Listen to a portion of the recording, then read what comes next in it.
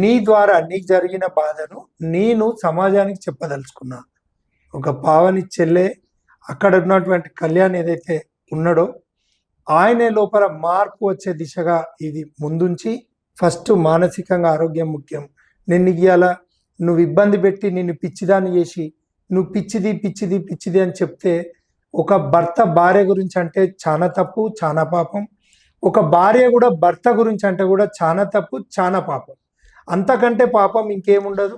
నువ్వు ఈరోజు ఈ క్షణం ఇక్కడ నువ్వు ఖచ్చితంగా ఏంటంటే నీ సమస్యను వదిలేయి, నీకు నువ్వు ఉండు, నీ పిల్లలతో ఆరోగ్యంగా ఉండు. అందరూ చికెన్ తిను మటన్ తిను అంటారు.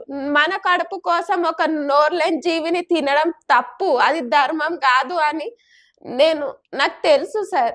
అసంటిది నా సంసారం భర్తకి బాధ్యత లేకున్నా సమాజంలో ఆడదాన్ని అంటారు. అది దృష్టిలో పెట్టుకొని నా సంసారం తనకి భర్తకి బాధ్యత లేకున్న భార్య కన్నా ఉండాలని ఈ ధోరణిలో కూడా నేను ప్రయత్నం చేశాను.